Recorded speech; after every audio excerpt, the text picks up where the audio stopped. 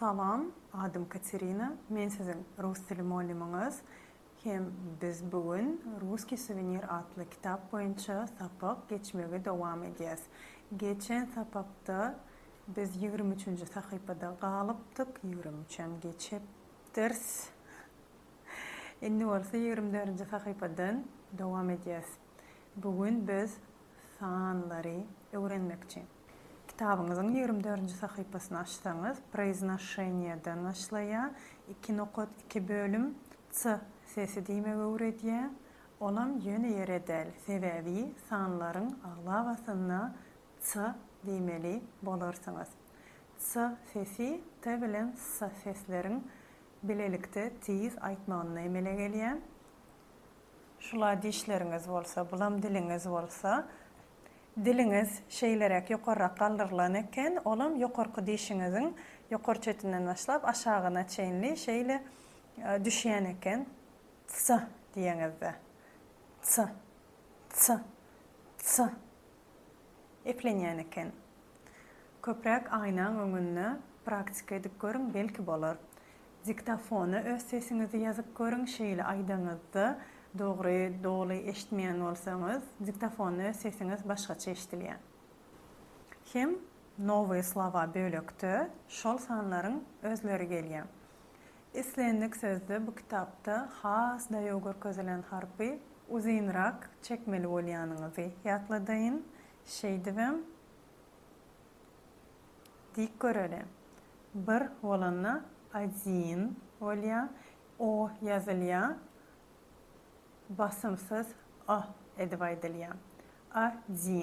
Один, 2, 3, 4, 4, sesi ştayınızdan çıkarmanı öğrenin. Onun diktafonlap 5, 6, 7, 8, 9, 10 olsa ştayda onlukların içinde var. 10. Son 11 diyecek olsanız 10 sözün has kadim görünüşü dıtsat ulanılıyor. Dıtsat onun üstüne bir koyuşulsa 11 oluyor, doğru değil mi? Na üstüne demek anladı.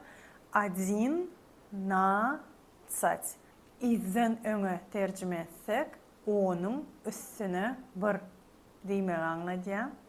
Hem şu nada, dıtsat hem şol 11 bilen 19 sanların arasında hemmesine bardır ünserseniz. Başta şol 1, 2, 3'ün özleri geliyor, son na geliyor, son dıtsat, yani onu anlayan kadim söz geliyor. Şeydivem koşma san emele geliyor. 11, 12,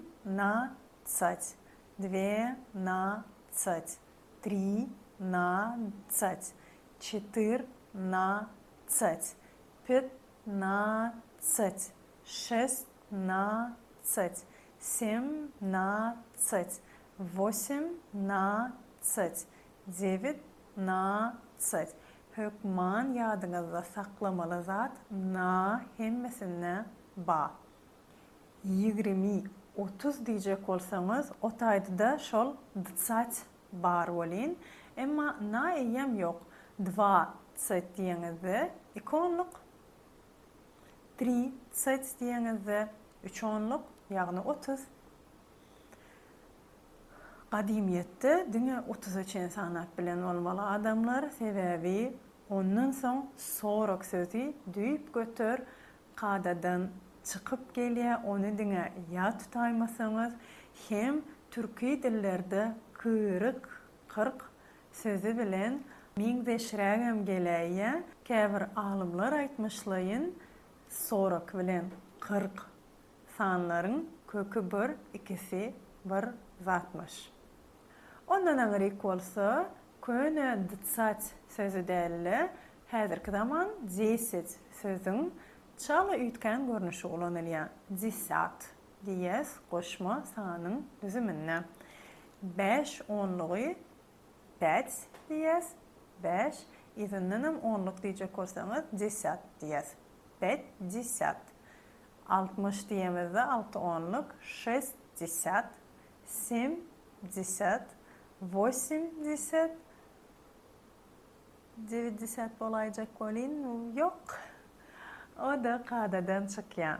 90 sözün düzümünde bolsa sonuna 100 sözü geliyor.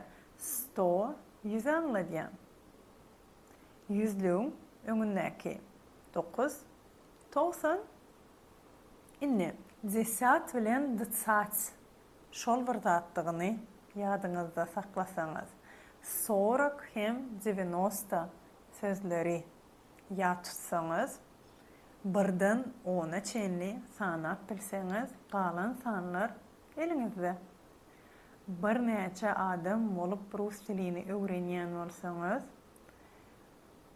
klassa da şonu ettiryen, gezekleşip sanasanız, kas tez yad tutarsınız. Hem gürlep, hem eşitip şol sanları yadınızda saklarsınız. Son içiniz gıssa käbir sanlara derek çapak çalmalı edin, şolary aýtmaly edin. Has ulu toporlar bilen san aýdyşamyzda men hem aýtmaly sanlary doskada ýazýan, şolary derek çapak çalyryan, hem ýalňyşan adam şol oýundan çykmaly edýän. İnsan gaglanada bir bilemek ruçka şokoladçyk deren bolýan, çağalara ululara da motivasiýa bolaýan. Birden ulurak toporda öwrenjek bolsaňyz, muallim bolsaňyz, şonu ettirip bilersiňiz. 21, 31, 45, 58 diýjek bolsaňyz bolyn, edil türkmen dilindäki ýaly onluklardan hem birliklerden goşmasan alynaýa. 21, 34, 45, 58, 77 deyip alyassa 2 söz bolýar. Yüzlüğü öňüne goşsaňyz 159 diýesiňiz gelse, onda 100, 150, 50, 9, 9 diýeňizde hemmesini bile alaňyzda 159 diýdiňiz bolar. 3 türlü söz bolýar. Şeýdibem 199-a çenli sana vermeli. Temaňyzyň esasy soragy skolka времени. Söz başlygy hem şol. Skolka времени diýemizde rus dilinde ol sagat neçe diýmek aňladýar. Hem has resmi, has owadan, has edebi rus dilinde gürlejek bolsaňyz, onu ýokarsyna ýazyp goýdum. Который час diýip sorabam bolýar. Hem häzirlikçe şu sagat aýtmagyň iň aňsat usulyny aýdaýyn. Diňe sagatyň sanyny hem minutyň sanyny aýtsaňyz şo bolar. 8, 33, 15, 11, 10 diýeňizde rusça diňe sanlary agzaýmaly. Который час diýip sorasalar, siz hem sagata seredip 8:30 diýjek bolsaňyz, onda 8, 8, 30, 30 diýersiňiz de goýarsyňyz. İkincide, который час diýip sorasam, näme jogap berýäňiz? Да, 3:15. Номер 3. Который час? Да, 11:10. Номер 4. Который час? Да, 12:40. Номер 5. Сколько времени? 19:30. 24-nji sahypaň sag ýüzünde Viktoria bilen Mark gürleşýärler. Сейчас sözüni arasyna goşmagy teklip berýärler. Сколько сейчас времени? Şu wagt saat neçe? Сейчас şu wagt diýmek aňladýar. Jogapda da şo сейчас sözüni ulanýarlar. Сейчас 8:00, şu wagt 8:00 diýen. Onu diýseňiz hem bolar. Olaryň aşagyna ýene bir sanly, sagatly gönükme bar. Toporda okadymda men okuwçylarymy 2-2den bölýänne bir-birinden bir wada hemmesi gezekleşip sorar ýaly etýän. Ýagny biri "Skolka времени" diýip soraýa, beýleki jogap berýän. İkincide jogap berene soraýa, öň soranyň jogap berýär. Şeýdibem gezekleşýärler. Şeýdibem hemme ikiden bölünen okuwçylarym bir wada gowgtyzyrýar klassy. Zato hemmesine deň praktika bolýar. Sizin hem ýanyňyza ýolbaş bar bolsa, onu bir-biriňizden gezekleşip soranyňyz özüňize praktika etmäne gowy bolar. Elbetde bir wada başda hemme sanlar dogry aýdylmazam, ýadyňyza da düşüp durasy ýok, tablitsa ýokaryk seredip durun. Soň neçe köp seretseňiz, neçe köp gürleseňiz, şonça da aňaryňyzda gowy galýar.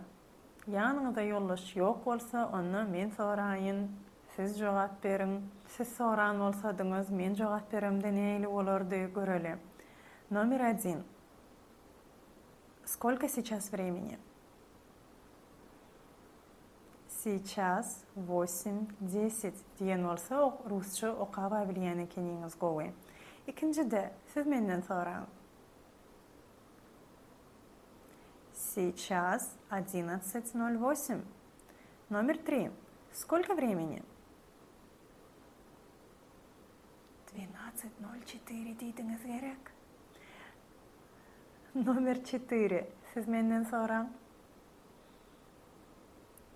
Сейчас 19:00. Dogry aýtdymmy? Номер 5. Который час? 12:03. Номер 6. Siz menden soraň. Сейчас 8:25. Galanlarda da şeýtmeli bolyn. Men kän wagtymy gidirmäýin. Indik sahypa geçsem, страница 25. Inni onam rusça bilýäňiz. Şutaýda sagat hem minut sözleri goşmagy öwredeýin. Türkmen dilinde aňsat 1 sagat, 2 sagat, 5 sagat, 10 sagat, sagatmy, sagat. Rus dilinde gramatik oňýaly aňsat bolan bolsa-da, oňa rus dili diýilmezdi. Sagatda biz 1 час diýen bolsak, 2, 3, 4-de ças sözü goşulma goşulýan. Onuň nämçinligini ikinji kursa geçer nesip bolsa, 2 часа, 3 часа, 4 часа diýes. Birinji any edip gysgaçyk aýdýas, ikinji any daýaw bolan soň çekip aýdýas. Şeýdibem çsa bolýar. 5-den aňryk bolyn tä 20-çenli ýene goşulma ütköýärde часов bolýar. 5 часов, 6 часов, 7 часов, 8 часов, 9 часов, 10 часов, 11 часов, 12 часов bolýar. 21 sagat diýjek bolsaňyz, 21 diýäňiz, işo 1 sözü soňuna gelen soň ýene ýokaryk dolanýas. 1 sözü bilen ças bile gelmeli. 21 ças. 22 diýjek bolsaňyz, onu ikinji setre düşýäňizde 2 bilen çasa bile gelmeli eken. Şeýdibem 22 çasa bolýar. 23 часа, 24 часа. Emma 25 sagatlap mysal üçin ýatmadym diýsem, onu 25 часов bolar. 30 sagat 30 часов. 31 sagat 31 bolan soň ýene ýokaryk gelýäs. Час 32 часа, 33 часа, 34 часа, 35 часов, 36 часов. Hemme sanlarda şol sanyň özü näçe uzun bolaýsyn, iň soňuna 1 gelýän bolsa ças diýersiňiz, iň soňuna 2 sözü gelýän bolsa onu çasa diýersiňiz, 3, 4 gelýän bolsa çasa diýersiňiz. Galan hemmesine часов diýmeli bolarsyňyz. Hatda skolka diýeňizde de часов ulanarsyňyz. Neçe sagatlap, mysal üçin şu kursy okudyňyz. Ya-da 0 diýeňizde de часов bolar. Şu 1-3-4-den galany часов. Ha, şu kitabyň programmasy 1-8 sagada niýetlenen 108 часов okamaly bolýas. Minutuna aýtjak bolsaňyz, berde başgaçarak 1 час diýen bolsaňyz, öň minutda adyna minuta diýersiňiz. Goşulmalary ikisiniň sazlaşmaly, ikisine de a harp gelmeli. 2 sagat diýeňizde öň 2 çasa diýen bolsaňyz, minutda 2 minuty diýersiňiz. Goşulmalary onna da munna da ütgeýän. 3 çasa diýen bolsaňyz, öň inni 3 minuty diýersiňiz. Hem ondan aňaryk sanlaryň goşulmasy ütkenok, diňe bir kinki ütgeýän. Emma minuta, minuty, minut sözleriň goşulmasyny üns vermeli bolarsyňyz.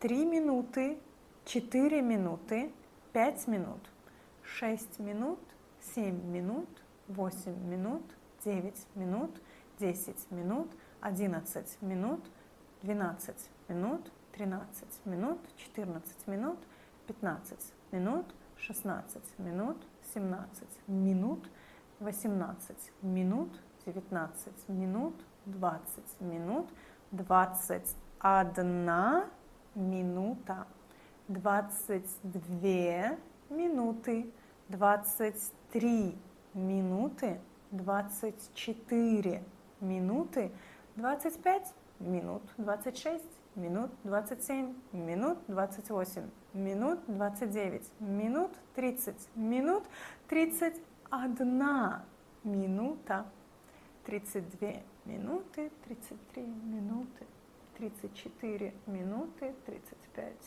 minut, 60'a çenli gidivermeli. Berde de adyna 2, 3, 4 sözleri soňuna gelenine üns berýäňiz, başgaça bolýar. Galany hemmesi meňzeş minut. Даже 0 minut. Сколько minut diýersiňiz.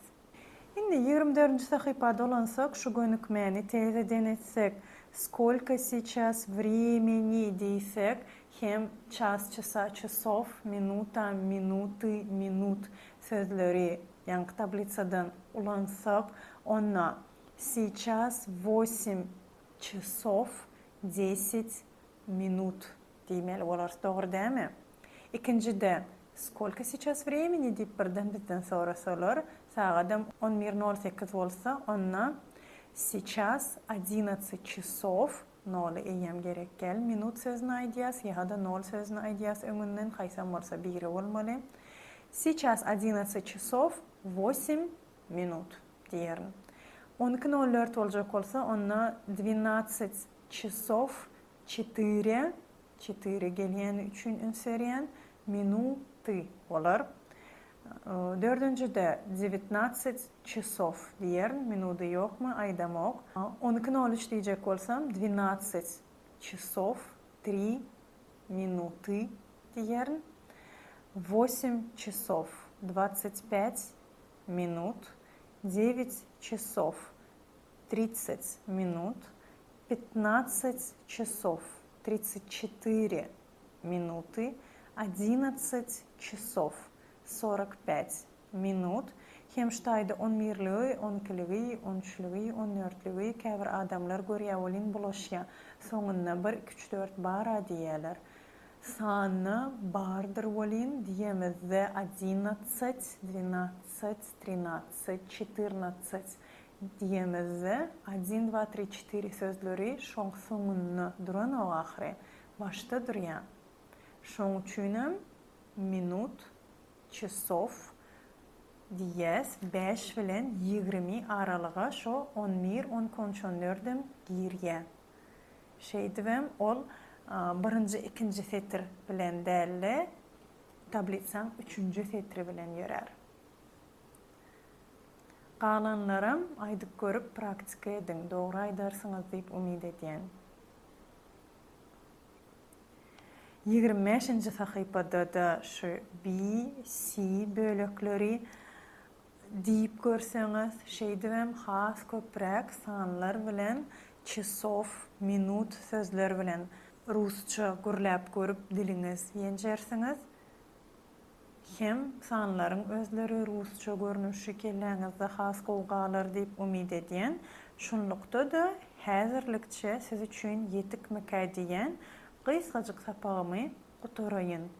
Inniki sapakda görüşýänçek.